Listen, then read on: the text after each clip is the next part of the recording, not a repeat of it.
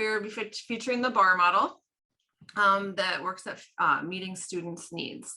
My name is Becky Kane. I work with the Office of Student Wellness and Supports, which is under the Division of College, Career, and Student Success. These are kind of newly organized offices. Today I have with me Angela, who is the executive director of BAR, and she and her team will be providing you with some information and details on what BAR is and what it can do to help support your students and your staff. This webinar is being recorded, but we will stop the recording at the end and have time for some questions at the end of the presentation. So if you have questions as we go along, please feel free to go ahead and put those in the chat, and we will try to get to those either at the end of the presentation today, or we will get your answers emailed out to you if you don't have time at the end of the day. So we appreciate all of you being here. I know it's hard. It's a busy time of year, busy time of day. So we appreciate you being here. And thank you to Angela and your crew for presenting today. And with that, I will turn the floor over to Angela. Thank you. Well, thank you so much for having us. And we're excited to share information. And I'm actually going to have Janice kind of kick things off for our team. Yeah, thank you so much, Angie and Becky. We're really excited to be with you this afternoon, and I'll just echo what Becky said. We thank you for taking out some of your busy day to be here with us.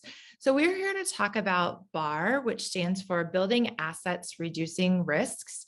It is an evidence-based model that it works in schools all over the country. It especially works in rural schools. I worked in a rural school for 14 years and am able to testify to the success of BAR.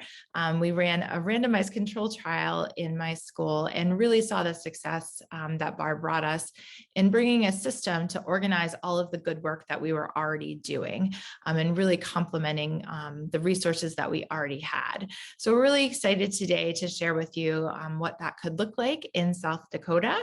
And with that, we're going to do some introductions so you know who is speaking to you. So I'm Janice Eldridge. I'm the director of coaching and secondary schools. As I mentioned, I was also a BAR coordinator in a school where we were able to be one of the first rural schools in America to do BAR.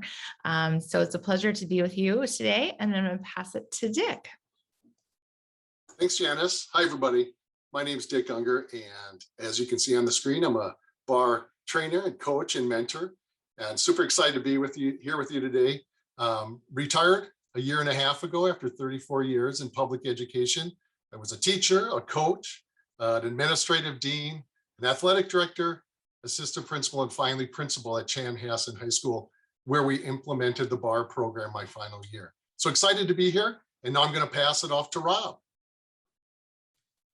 Thank you, Dick. Hello, everybody. My name is Rob Metz. I'm the Deputy Director of the BAR Center.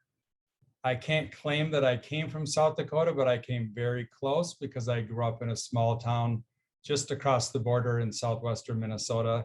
Spent a lot of time in the Sioux Falls area growing up. I, like Dick, had a long career in Minnesota public schools.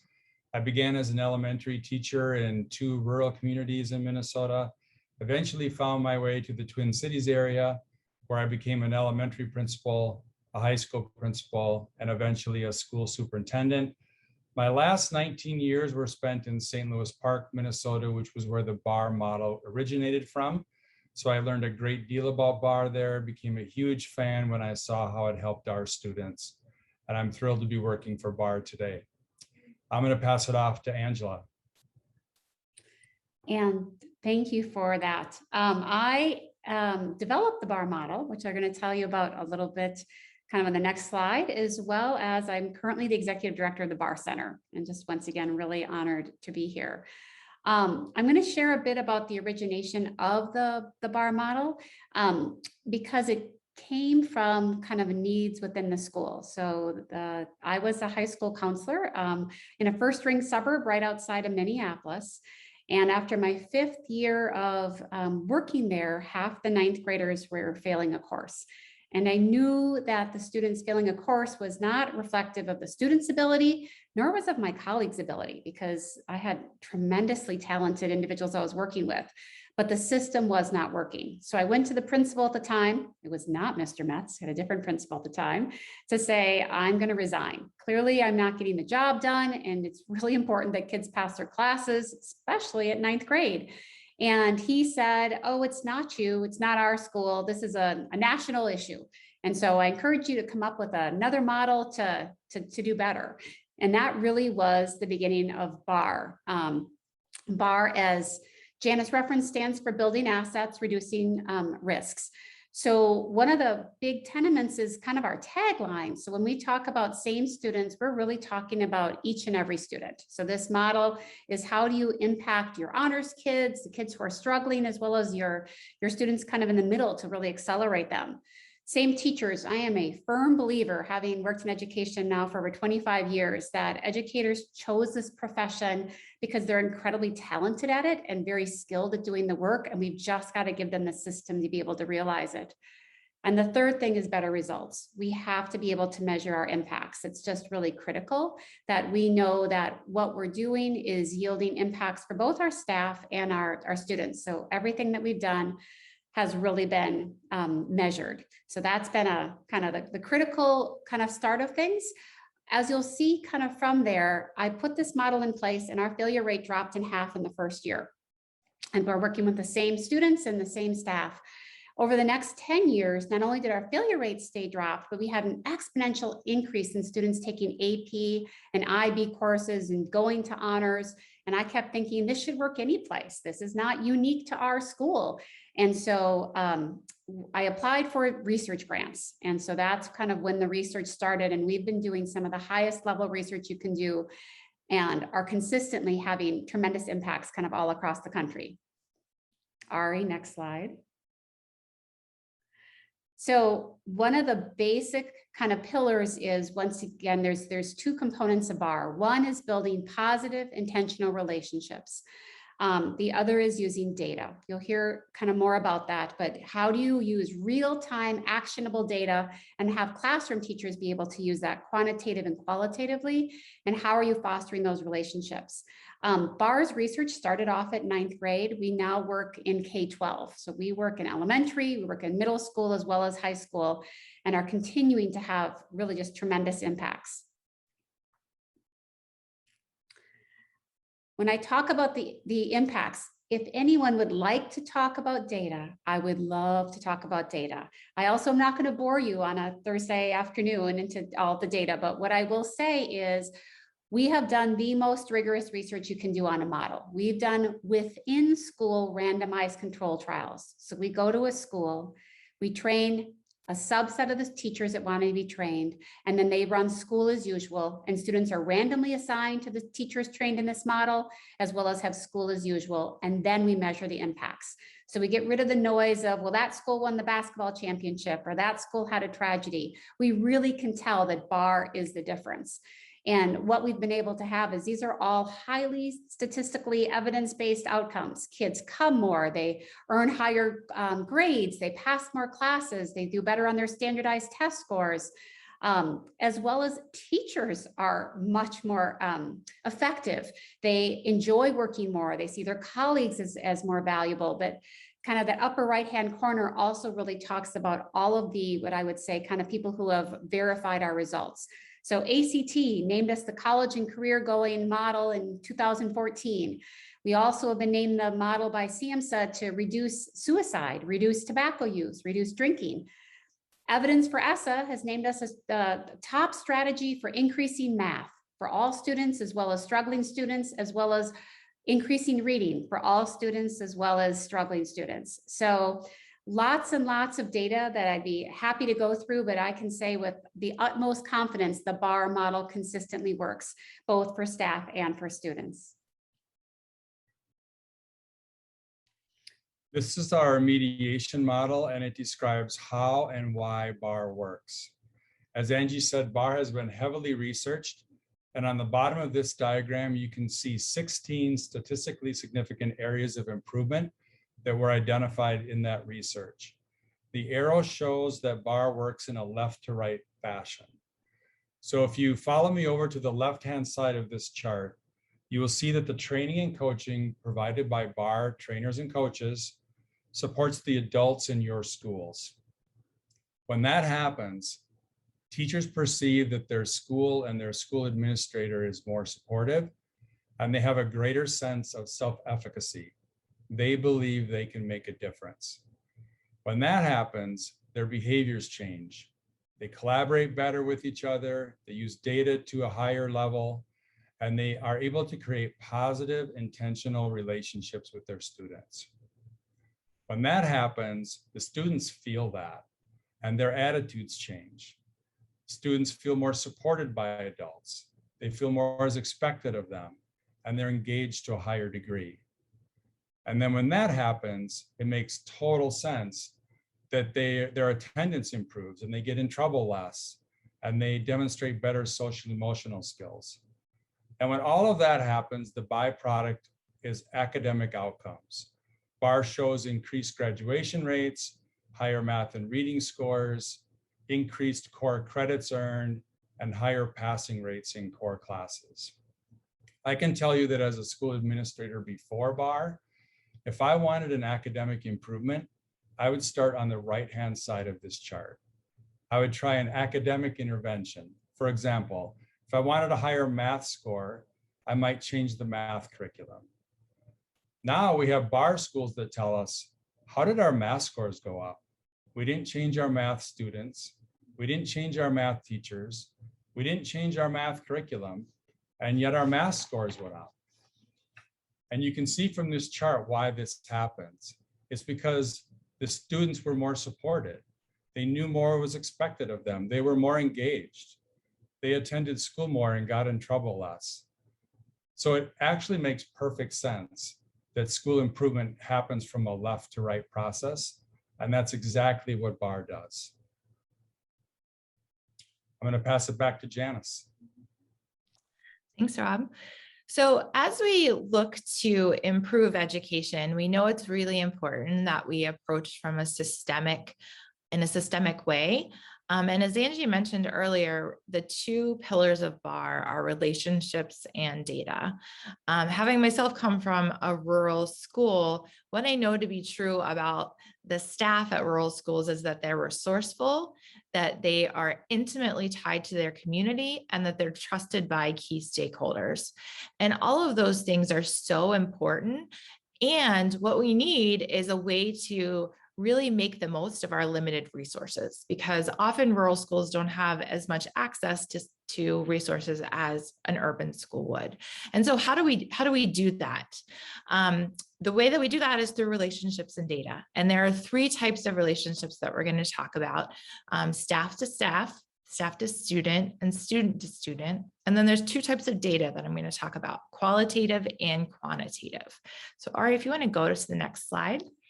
So the two types of data, both qualitative and quantitative, I think the easiest way to understand this is through a real life story. So when I was a BAR coordinator, we were actually fairly large for a rural school. And so we had about 250 freshmen. And as we started meeting for BAR, we had a student that we noticed had some quite drastic behavior changes. So as the teachers all came together to discuss it, we noticed it wasn't just happening in one class, it was happening in every class. And so we tried many interventions over the weeks, and then realized that this was something that we needed some extra support with. And in BAR, there's something called risk review. And so we referred the student to risk review. And one of the things that helped us most is our nurse was able to serve on risk review. And what we realized was that student's parents were unable to pick up the prescription meds. It was just not something they were capable of doing. And so through this, as you're all aware, once you start to pull on a string, many things come out. We realized that there were actually 4 children in the family. And so we were actually able to work with the middle school, who was also doing BAR, to let them know that we had discovered that all 4 students were living in a home with no running water and no heat in the middle of Maine winters, which is not a pleasant place to be. And so we were really able to put in a lot of supports for this family. It turned out they could go live with their mom, who did have heat and running water, and get them a lot of supports because they were all very academically capable. And so it really, if you look at this quote, it really is like a puzzle. And we're both looking for those things like attendance and grades, but these students, it wasn't their attendance or grades. They came to school every day because they wanted to eat. They were, their grades were fine. They were very bright, but it was really for them, it was really those pieces of qualitative data. So what are the teachers noticing? How is their behavior changing? Have they lost weight? What's happening in the lunchroom? And then when we all get together as a staff and we're able to piece together all of those things, both the hard data that we've always looked at, that softer data that we're seeing, we see that whole student really begin to emerge, much like a puzzle does as you bring all of the pieces together. And so then what do you do with that information? And so you have to wrap that information in a culture that is ready to work with the whole student. And the way that you're able to do that is by these 3 types of relationships: staff to staff, staff to student, and student to student. So we really believe that all of these are necessary for the culture of the building to be strong and supportive. So staff to staff is so vital because as you do this work, you are going to pull on some strings and uncover some pieces of data that need to be addressed or need to be looked at. And it's really important that the staff has a trusting collegial relationship in order to address and work together to be problem solvers and to model those relationships for their students. Staff to student, we want to ensure that every student has at least one trusted adult in the building that they can go to, that they can depend on. And that staff are, also building relationships with their students, sharing some pieces of themselves. And then that student to student relationship. We also want to be building those bridges between students, ensuring that students have a safe and welcoming place to come and that friendship, and also teaching them those social skills. How are they working together? And then of course, all wrapped up in that is the family partnership. So how are we working with our parents? When we find out that a parent can't pick up a prescription that's necessary for a kid, how do we react to that? Of course, not with guilt or shame, but as a partnership. So what can we as the school do? What can you as the parent do? And how do we work together to make sure that we're getting the best outcomes for our students? All right, if you want to go to the next slide. And then finally, Angie mentioned this a little bit, but I'll just refer back to it. We are listed on the Evidence for ESSA website 5 times. Math for all, math for struggling, reading for all, reading for struggling, and social emotional learning for all. And I'll just refer that back to what Rob talked about earlier with our mediation model. By having relationships and using data, we are able to affect the math and reading outcomes. By using this systemic approach to seeing the whole child and meeting their needs, you're actually seeing those academic outcomes. So we're not changing your staff, we're not changing your curriculum, but we're working in that left to right approach that Rob discussed. And that's what Evidence for ESSA has cited us for, are those strong evidence of outcomes. All right, if you wanna, and I'm gonna pass it to Dick. Thanks, Janice. All right, so as I said earlier, I served in public education for 34 years, most of which was spent in the Chaska School District. During that time, Chaska underwent massive change from a rural community to a suburban community. And I literally used to look out the window and watch cornfields turn into housing developments. Fast forward to the fall of 2009, when we added a second high school in the district, Chanhassen High School, home of the Storm, where I was lucky enough to be a part of the admin team. Opening a new school is fun, it's exciting, but it's also very stressful. New building, new fields, new uniforms, new staff, new admin team, but also new students and their families. We opened with no senior class, so grades 9 through 11, which meant no routines, no upperclassmen leadership, no traditions, and really no school spirit. We were literally a blank canvas at the beginning of the year. I remember at our first Pep Fest trying to teach this, the student body, the school fight song, which was quite a feat, really a fun experience. So the question for us was, how do we build a sense of community around Chanhassen High School where each and every student that we worked with feels seen, welcome, and a valued part of the Storm family? Well, I wish I knew now what I knew then, the power of the BAR program. So in the fall of 2019, we instituted the BAR program with our 9th grade students, mostly in hopes of creating that welcoming environment, but also to improve our attendance numbers, reduce our failure rate and our behavior referrals. Fast forward to the end, it really worked. So we purposely began building intentional, meaningful relationships with our students while tracking their academic progress and overall behavior.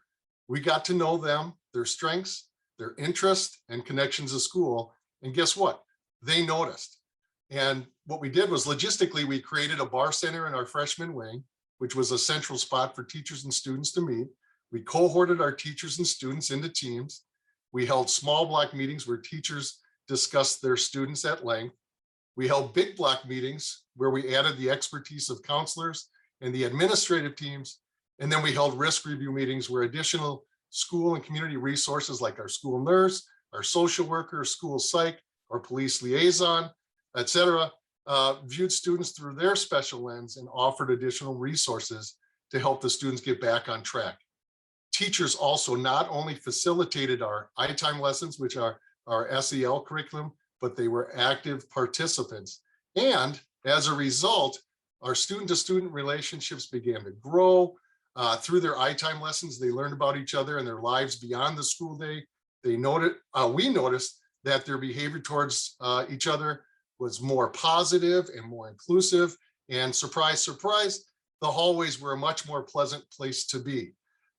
Staff to student relationships changed as well. Students began to see their teachers as real people and not just content specialists who were there to assign homework.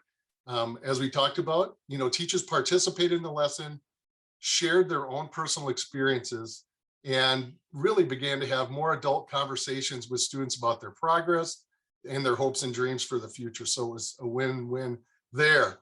And then also kind of a cool thing is we saw our staff-to-staff relationships really develop. During our meetings, teachers not only discussed students, but also their own personal lives and began to make connections. They began to do things outside the meetings. They branched out from their silos of department meetings. They even began showing up in the staff lounge for lunch. And maybe most interesting and surprisingly, they began to plan lessons together.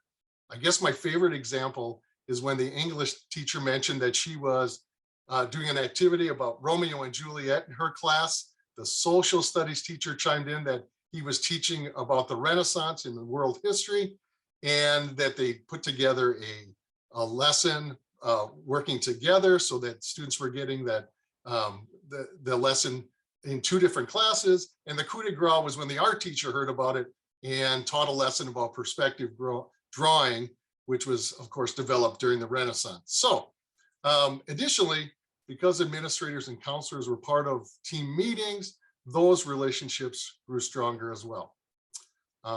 I'd also like to mention that the parent caregiver connection becomes stronger because our teachers are interested in developing the whole student. They developed an appetite for more information and connections to students' lives outside of the regular school day. So they made phone calls home, sent postcards with positive messages to parents. They had targeted team conferences.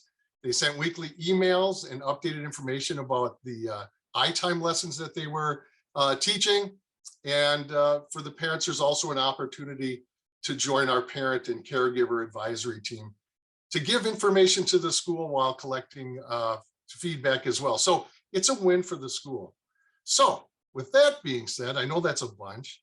The next slide is just an example of a data point taken from Chanhassen High School from last year, in which their 9th grade was able to decrease their failure rate by 36% from the beginning of the year to the last day of school. And all of that during a pandemic. So fantastic results at Chanhassen High School, none of which I can take credit for, having been a part of the bar team instead. So with that, all that information, I'm going to pass it back to Rob. Thanks, Dick. We are fortunate to be able to be working with schools from all corners of the country. And we are very intentional about building a national network of bar educators. We facilitate monthly virtual PLCs for bar coordinators and quarterly virtual PLCs for our bar administrators. We also hold a national conference each year where bar educators from across the country gather to learn from national experts and from each other. I believe that our bar educators would say that they feel like they are part of a safe and supportive bar family, and that they really enjoy networking and learning from one another.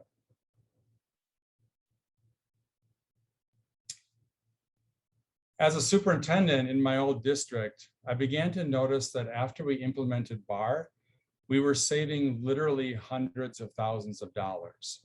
And we began to document why this was happening. This slide just shows some of the ways that we saved money due to bar. First of all, we noticed, and many of our schools notice, that employee retention increases after implementing bar. Teachers are more engaged and they enjoy their job more. For sure, student attendance increases in nearly all of our schools. And depending on the state, many times the revenue from the state comes to you based upon your attendance. So if your attendance increases, your revenue increases.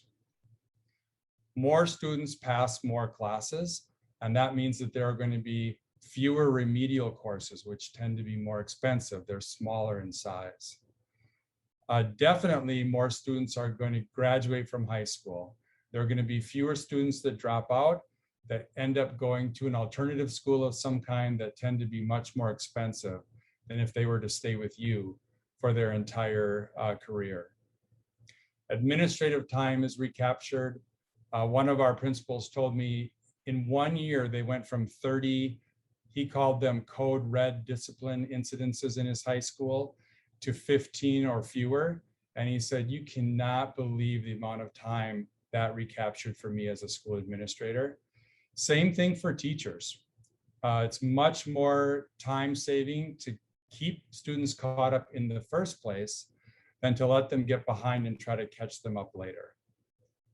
And finally, and this is a big one, in nearly all of our districts, because more students are passing classes and graduating on time, there are fewer students in expensive summer school and credit recovery programs. That's a big cost savings. So you can see there are many ways that schools recapture dollars after implementing bar.